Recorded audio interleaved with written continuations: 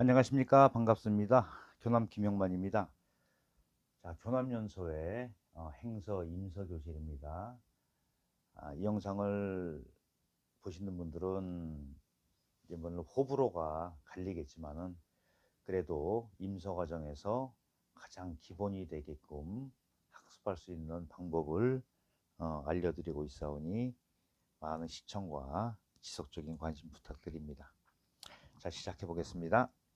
먼저 여기 공자까지 했을 거예요. 이어서 이제 어조사 이자 마리의리부터 시작합니다.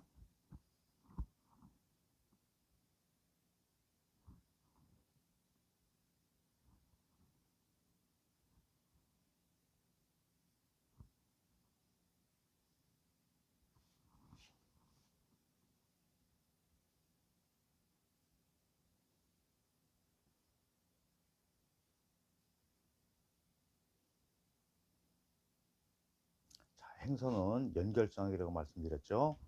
그래서 한 글자를 쓰더라도 연결성 있게 쓰는 연습이 필요하다고 볼 수 있습니다. 그리고 이제 이렇게 쉬운 자들 있죠. 이런 거 보통 신경을 안 쓰는데 실질적으로 이런 글자들이 열십이나 두이, 또우 이런 글자들이 전체 작품 안에서 하는 역할이 굉장히 중요하다고 할 수 있어요.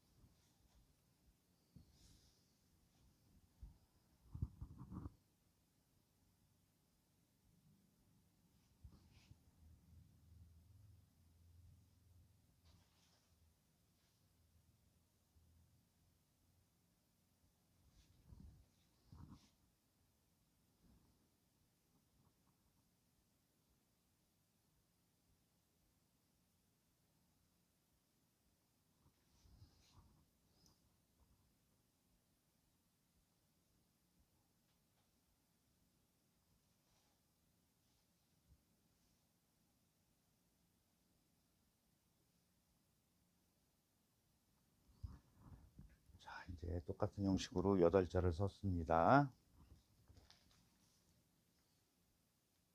이제 한자 한자 설명을 드릴 텐데요. 자, 우선 형태를 보고서 형태가 비슷하게 가장 임서의 기본은 형태를 만드는 거겠죠. 형임, 형태를 임서하는 것을 형임이라고 말합니다. 근데 쓰다 보면은 똑같이 쓰는 것 자체는 어렵죠. 복사하는 것 같이. 그래서 임서 자체는 모서가 아니고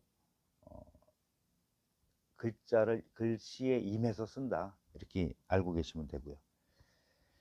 자, 길고 짧고 뭐 이런 것도 중요하지만은, 자, 흐름이라고 말씀을 드렸죠.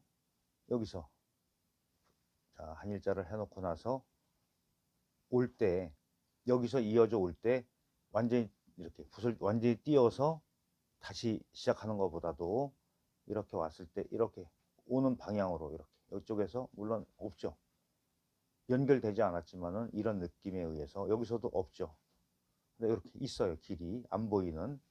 여기서도 띄었다가 이렇게 하는 게 아니고 이런 식으로 연결하는 연결성. 여기서도 이쪽으로 와서 다시 이쪽으로 오는. 자, 이거를 여기다 한번 해볼까요?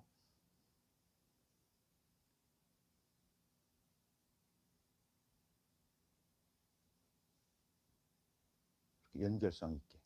그래야지 흐름이 나온다 그랬습니다.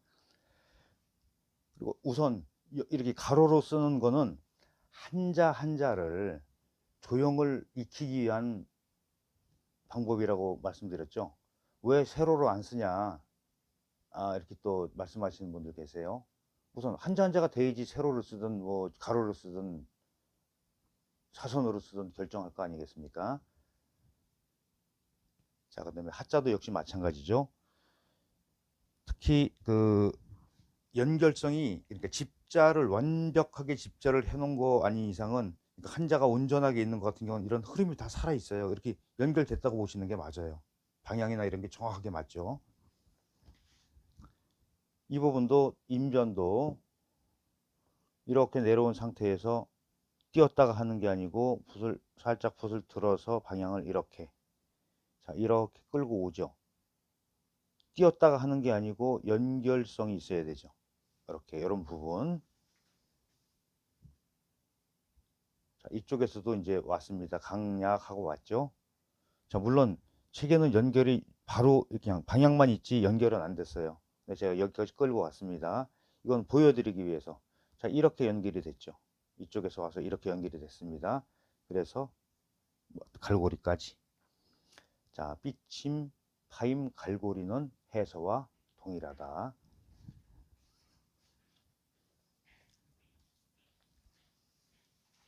자, 그다음에 이제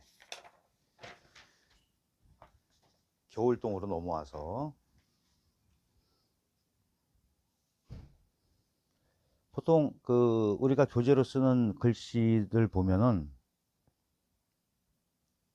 최고의 글씨들을 교과서로 쓰고 있죠. 근데 그 조형성이나 이런 그 이제 바란스 맞추는 거 아주 기가 막힙니다. 그러니까는 그 우리는 그거를 본 이제 일단 교과서로 해서 따라 쓰게 되면은 그런 느낌과 풍치 여러 가지 이런 거를 학습할 수가 있을 거예요.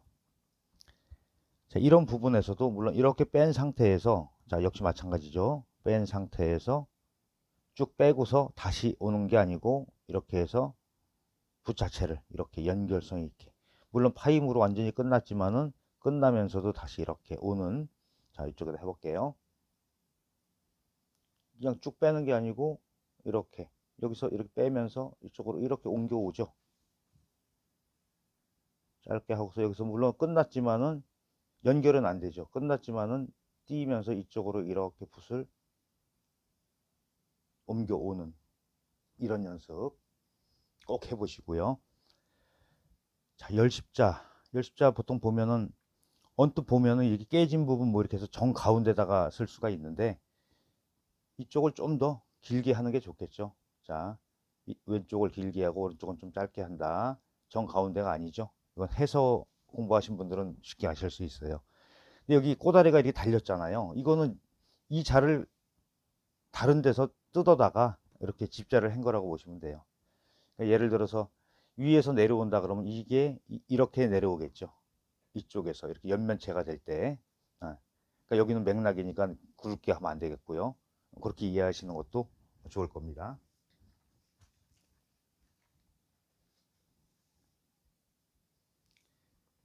그리고 이제 자, V자도 역시 해서처럼 반듯하죠. 그렇지만 이 부분도 끝나면서 이렇게 연결을 한다. 이건 비니까 그렇지만 첩학을 배울 때, 그러니까 비학과 첩학을 같이 연구하는 게 좋을 겁니다. 처음에는 물론 비학을 가지고 기본적인 형틀을 잡은 상태에서 내가 어느 정도의 그 행서에 대한 이해도가 높아졌다 이제 쳤을 때는 이제 보통 청나라 때나 이런 글씨들, 명청대 글씨들, 뭐 육필로 된 거, 첩으로 된 걸 좀 많이 좀 보시는 것도, 그러니까 병용을 해야 된다는 얘기겠죠. 그래서 자, 끊어졌지만은 느낌은 연결된 느낌으로 이렇게 연습하시고요. 달월자 구도를 봤을 때 보통 여기가 아래가 넓어요. 위에는 좁고. 달월자는 해서든 뭐 행서든 여기 이 부분을, 이 가로의 여기 이 부분을 짧게 하시는 게 포인트예요. 그리고 이 내려오는 획은 똑바로 내려오는 것보다 살짝 들어왔다 나가는 형태 좀 심하게 강조를 했어요. 잘 보이기 위해서. 자, 요거 중간쯤이면 좋겠죠. 내가 실질적으로 쓸 때는. 그렇지만 이런 느낌으로 이렇게 버팅겨 주면서 내려오게 되면 훨씬 더 강한 그런 획을 구사할 수가 있을 거예요. 그리고 타고 오면서 여기까지 왔습니다. 자, 그 다음에 이제 또자도 이게 겨울동자랑 같은 형식이라고 보시면 될 것 같아요. 이렇게 와서 길은 이렇게 있는 거예요. 물론 그 책에 있는 대로 쓰면은 여기 길이가 길고 밑에가 짧고 현저하게 길게 쓰는 게 더 그 형태를 보면 맞겠죠. 근데 쓰다 보니 또 저 나름대로의 그냥 습관이라는 게 있어서 이렇게 맞춥니다.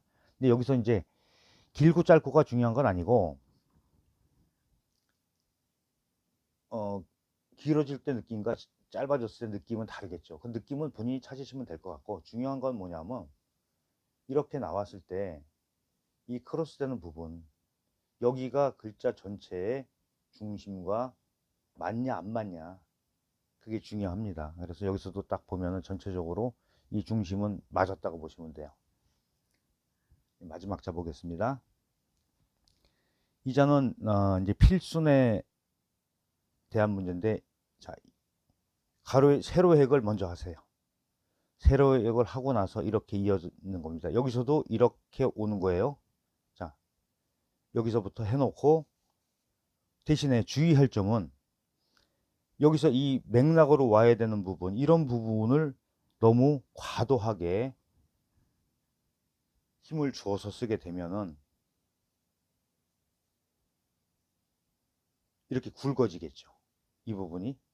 그러면 그렇게 과히 좋은 결과가 나오질 않으니 이렇게 해놓고, 자, 이건 여기까지 획이죠. 여기선 맥락이죠. 획이죠. 자, 획과 맥락 정확하게 구별하는 거 신경 한 번 더 쓰시는 게 좋을 것 같습니다. 자, 이래서 오늘도 8자를 알아봤고요. 자, 이렇게 한자 한자가 충분히 연습이 되신 후에, 자, 종이를 세로로 놓습니다. 그래서 세로 쓰기 연습을 하게 되면은, 자, 이 자 이제 하나, 둘, 셋, 네 자가 한꺼번에 한 줄에 이제 세로로 놓여지겠죠. 두 자씩 이렇게 되어 있지만은, 그러면 여기서부터 내려오는 흐름을 한 번 더 느끼실 수가 있을 거라고 생각이 됩니다.